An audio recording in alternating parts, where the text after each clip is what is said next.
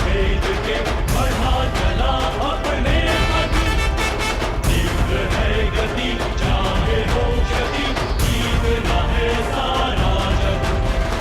लक्ष्य हो समक्ष चाहे बदले पक्ष, भटके ना इसका मन।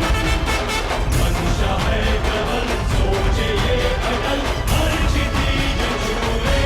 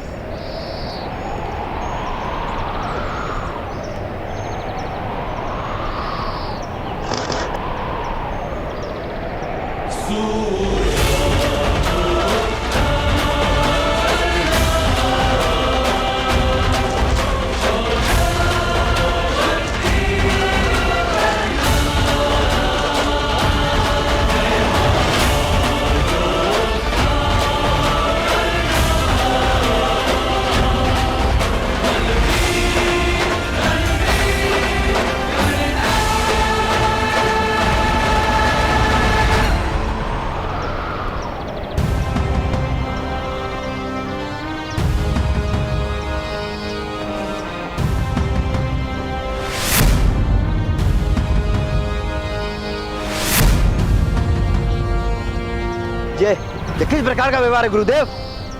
कैसी दंडता है ये?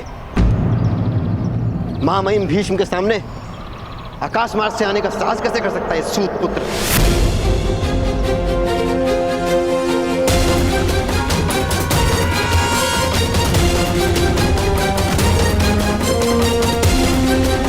महामहिम गर्व से ऊंचा देख सके, इसीलिए आकाश मार्ग से आया हूं।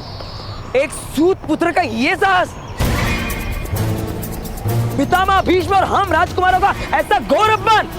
इतने बड़े बड़े उच्च कुलों के अतिथि उपस्थित हैं और यहाँ ये सूत पुत्र विमान में उड़ने का साहस भी कैसे कर सकता है? बंदी बना को रख दो इसको।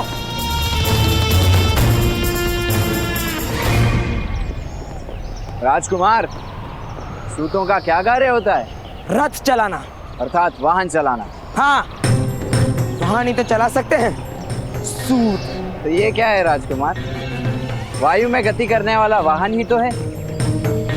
आपको कोई दिव्य पक्षी तो दिखाई नहीं दे रहा ना?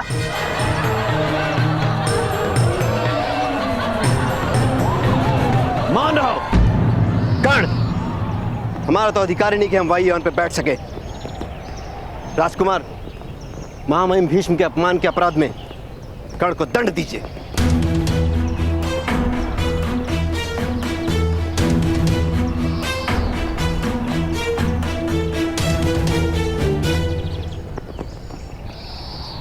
कर्ण, वायु वाहन बनाने का ज्ञान तुमने कहां से प्राप्त किया?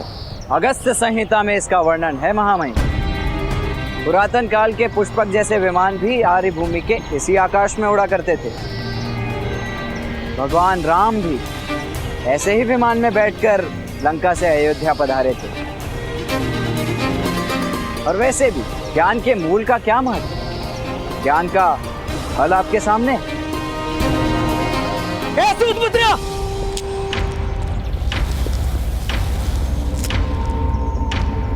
पितामह भीष्म के सामने ऐसी उदंडता से उत्तर देते हो? मूर्ख! मैं उनका अपमान नहीं सहूंगा। इसका मस्तक काट दो सैनिक।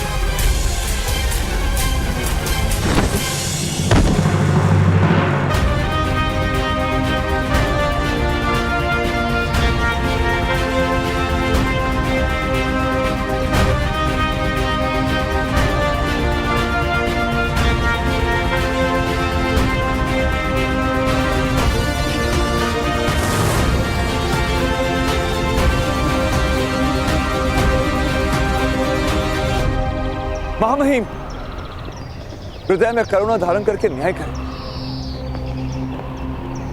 मैं विनती करता हूं। धनुर्विद्या केवल क्षत्रियों के लिए होती है। तुम सूत के पुत्र हो, तुम्हें सूत ही बनना होगा। आज के पश्चात तुमसे धनुष लेने की आवश्यकता नहीं पड़ेगी।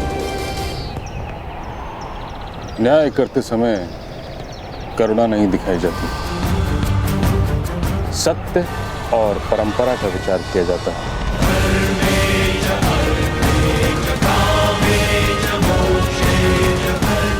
और सत्य यह है कि किसी के अपराध का उसके स्नातक होने से कोई संबंध नहीं।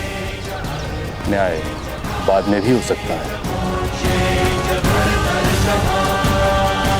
दुशासन, तुम अपना स्थान ग्रहण करो।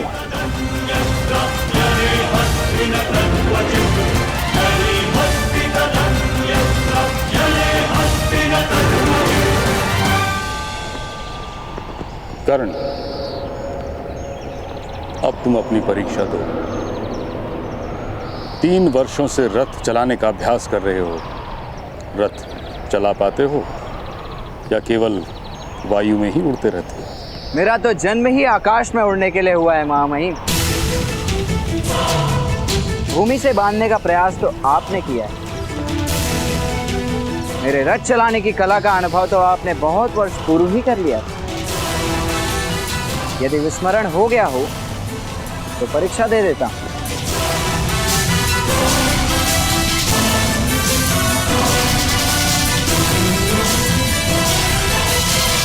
कर्ण पुत्र, अपना रथ ले आओ।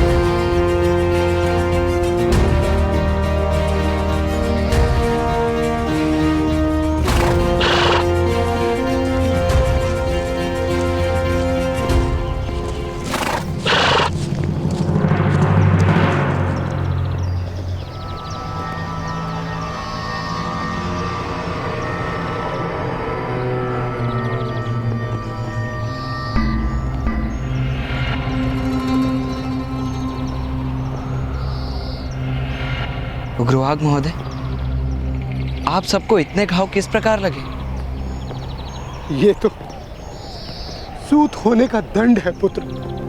हस्तिनापुर के 100 राजकुमार अब निरंतर हम जैसे नीच जात के लोगों को यातना देते ही रहेंगे। राजकुमारों ने अपने रथ के साथ अश्वों के स्थान पे ही इन्हें बांध कर रखा था भ्राताश्री। पर क्यों?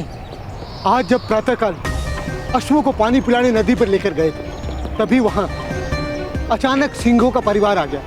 अश्वों के जीव बचाने हेतु हमने अश्वों को मुक्त कर दिया ताकि अश्व भाग सकें, और हम सारे साथी वृक्षों के ऊपर चढ़ गए।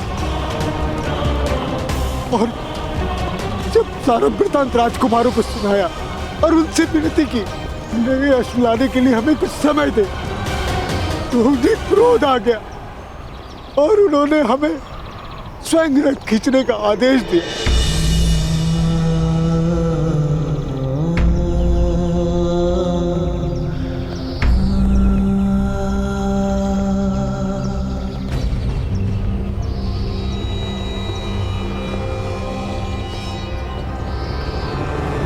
दोष राजकुमारों का नहीं, आपका है। अश्वों की भांति मौन रहकर जियोगे उग्रवाक महोदय, तो अश्वों की भांति रथ से बंधना भी पड़ेगा। नाम रखा है आपने उग्रवाक, जिसके शब्दों में अग्नि जैसा भयानक ताप हो, उसे उग्रवाक कहते हैं। चिड़ियों से अधिक ध्वनि तो कर नहीं पाते उग्रवाक। किंतु हम कर भी क्या सकते हैं? घाव सहन करने की शक्ति दी है ना ईश्वर ने। अब अंतर में घाव करने का साहस भी जन्मा लो। कोई क्षत्रिय अन्याय नहीं कर पाएगा। सर्प ना बन सको तो नेवला बनो। चूहे तो सर्प का भोजन ही बनते हैं। यदि हमारे पास शस्त्र उठाने की स्वतंत्रता होती तो क्या कर लेते उग्रवाक महोदय? शक्ति शस्त्रों में नहीं होती, भुजाओं में होती है।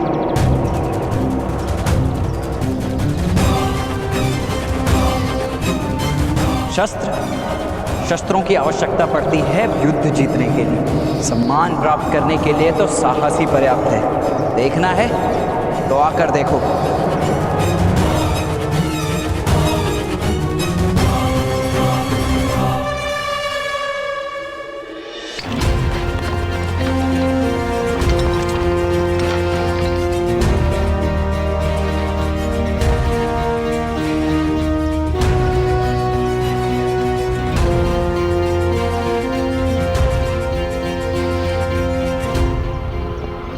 मैं परीक्षा हेतु सज्ज हूं महामहिम। परीक्षा आरंभ कीजिए गुरुदेव। सज्जनों, सारथी का कार्य होता है अपने रथी महारथी को अनेक विपदाओं से सुरक्षित उसके लक्ष्य तक पहुंचाना। इसीलिए इस परीक्षा में विभिन्न विपत्तियों का निर्माण किया गया है। इन विपत्तियों से सुरक्षित जो रथ को यहाँ ले आएगा वो प्रथम श्रेणी में उत्तीर्ण होगा। कर्णपुत्र, परीक्षा आरंभ करो।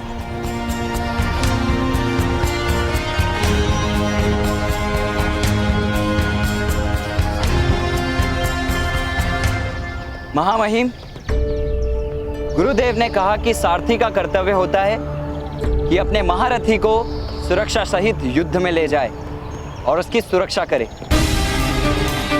किंतु परीक्षा के समय मेरे रथ में यदि कोई महारथी नहीं होंगे तो कैसे किसी को विश्वास आएगा मेरी कला पर? सद्भाग्य से हस्तिनापुर के महारथी राजकुमार यहाँ उपस्थित हैं। यदि राजकुमार की प्रसन्नता हो तो वो मेरे रथ में बैठकर स्वयं मेरी कला की परीक्षा करें। किंतु पितामह, यह तो असंभव है।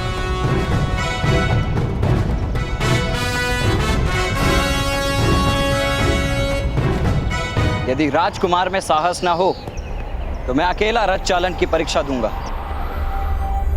दुशासन पुत्र, अगर तुम में साहस ना हो तो रहने दो।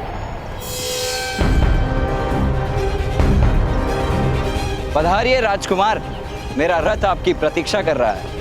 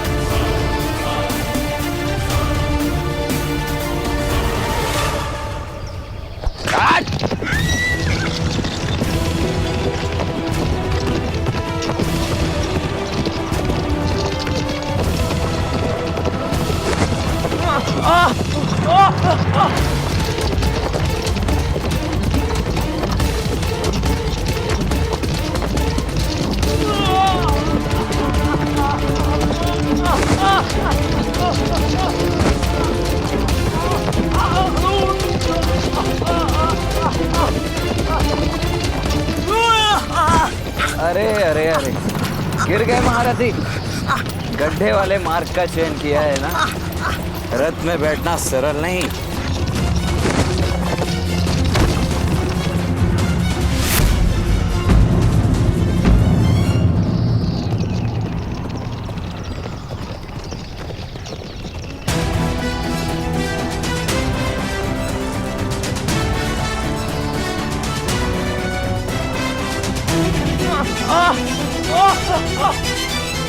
आज मैं आपका सारथी हूं राजकुमार। आपको रथ में रखना मेरा कर्तव्य है।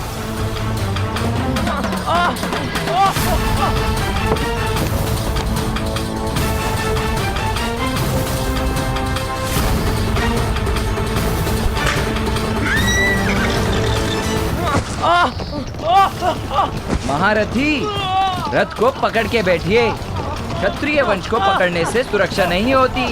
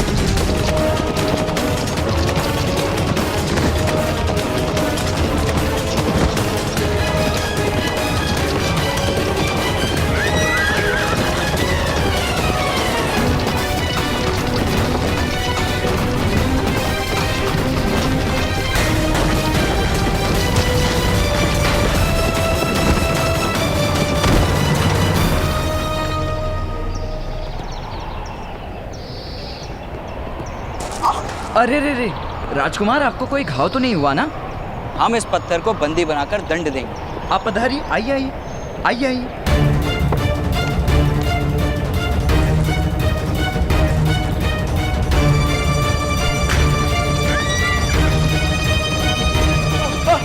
राजकुमार, ठीक से खड़े रहने का प्रयास कीजिए, कहीं आपके कारण मैं पराजित ना हो जाऊं।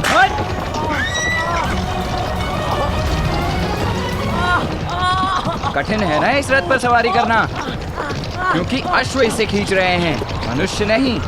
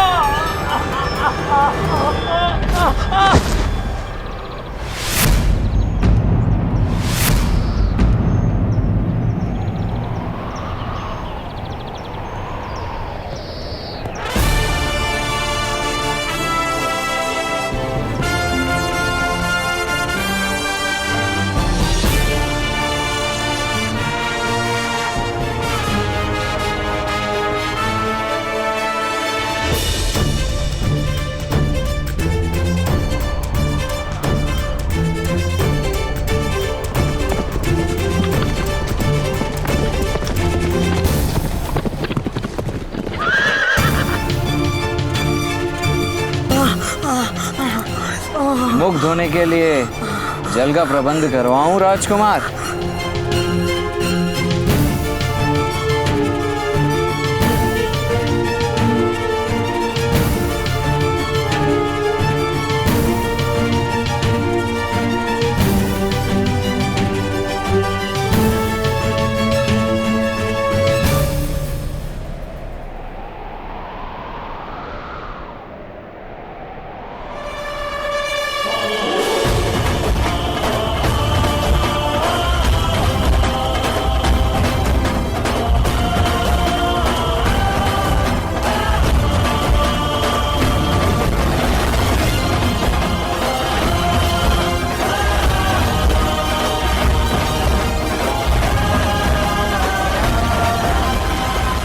कितने गुण प्राप्त हुए महामहिम भीष्म?